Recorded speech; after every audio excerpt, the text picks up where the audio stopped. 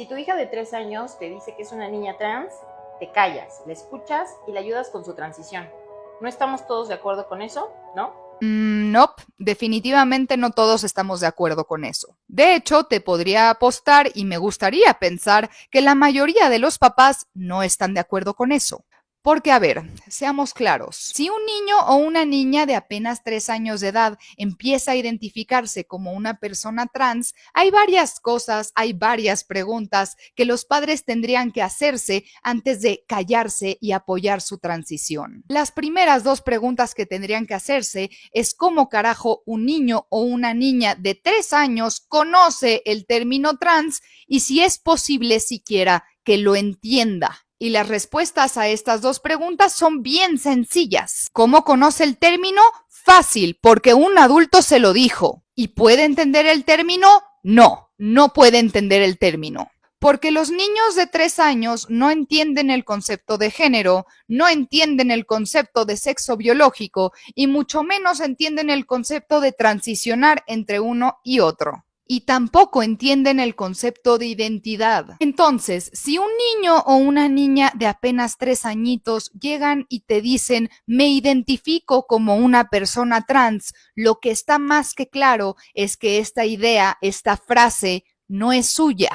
Esta idea proviene de un adulto. Y ese adulto que le metió la idea al niño o a la niña de 3 años de que son trans puede tener todos los sesgos y todos los prejuicios que se te ocurran. Este adulto podría pensar que tu niña es trans porque le gusta jugar con camioncitos. Puede pensar que tu niño de 3 años es trans porque a veces le gusta disfrazarse de mujer. O puede pensar que tu niño o tu niña es trans porque se siente incómodo o incómoda con su cuerpo. Y es que aquí entra otro tema bien, pero bien importante y que a los activistas LGBT convenientemente siempre se les olvida mencionar.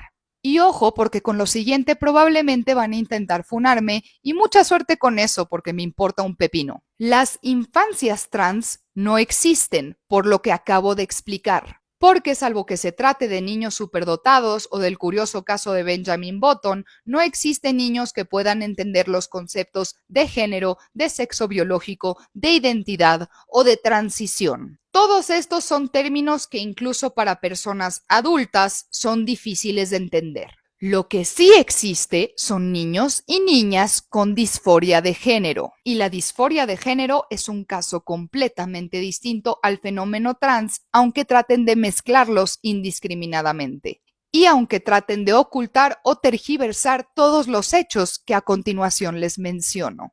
La disforia de género es esta incomodidad que presentan ciertos niños o niñas con su propio cuerpo, con su sexo biológico. Principalmente se presentaba entre niños varones de menos de 3 años de edad. Y digo se presentaba porque hoy en día la población más diagnosticada con disforia de género es curiosamente la de las mujeres adolescentes, mujeres de entre 15 y 17 años. Pero respecto de ese fenómeno hablaremos en otro video. El punto es que la disforia de género sí se puede presentar en niños y niñas muy pequeños. Y estos niños o niñas con disforia de género pueden presentar ciertos comportamientos que para una persona que no es profesional en el área, que no es experta o que sí lo es, pero que está ideologizada y que es irresponsable, pueden interpretarse como parte de un fenómeno trans. Pero aquí les va otro dato. La disforia de género no es una identidad, es una condición psicológica.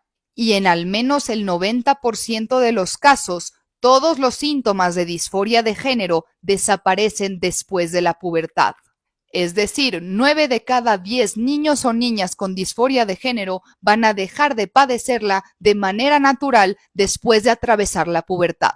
Pero ¿qué pasa si seguimos el consejo de todos los progresionales que abundan en esta plataforma que ni siquiera se toman el tiempo de matizar entre una persona trans, una persona con disforia, una persona transgénero, una persona travesti, una persona transexual y metemos a todos en la misma caja y jugamos ese juego al que llaman afirmar la identidad?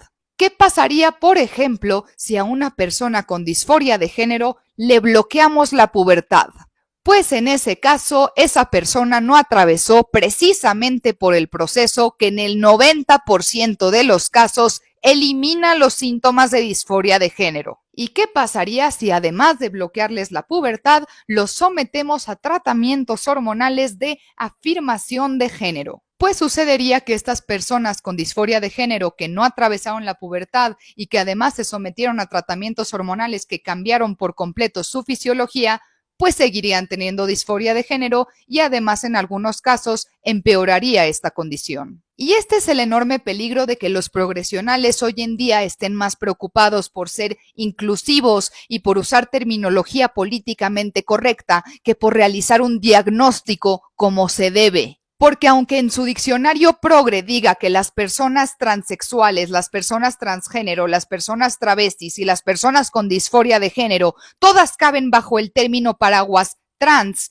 esto es una mentira. Y no es una mentirilla blanca o inofensiva, es una mentira que interfiere con el correcto diagnóstico y tratamiento de personas. Si tú tratas a una persona transgénero como una persona transexual, le puedes joder la vida. Si tú tratas a una persona con disforia como a una persona trans, le puedes joder la vida. Porque a ustedes les encanta hablar de lo compleja que es la identidad de las personas, pero al mismo tiempo quieren reducir 4 identidades o condiciones completamente distintas a un término paraguas. Quieren saltarse la parte de un diagnóstico bien hecho para diagnosticar a todos con lo mismo y tratarlos de la misma manera. No generalices, no todos los psicólogos son así. Tenemos presente que la disforia y el fenómeno trans son distintos. Tú eres la que no es experta. Les recuerdo que en este video le estoy contestando a una psicóloga que afirma que los papás de un niño o una niña de 3 años de edad que dice identificarse como trans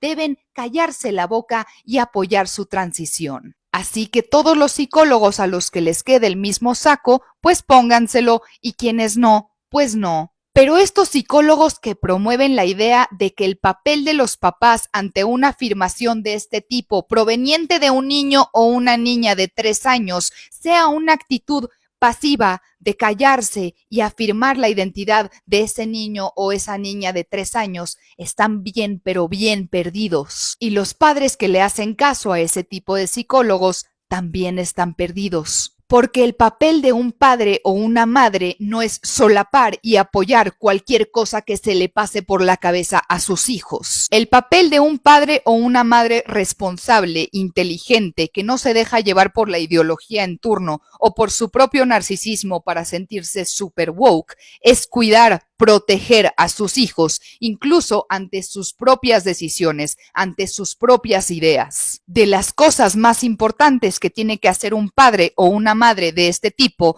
es decirle a sus hijos que no. La crianza responsable no es decirle que sí a todo. La crianza respetuosa no es pensar que un niño o una niña de 3 años tiene la capacidad mental para entender o para tomar este tipo de decisiones. La crianza responsable y respetuosa implica entender que tú como adulto tienes que proteger al menor de edad de sus propias decisiones. De lo contrario, en unos años te convertirás en el padre o la madre que permitió que su hijo o hija con disforia de género tomara decisiones irreversibles sobre su cuerpo. Y eso nunca, pero nunca te lo vas a perdonar.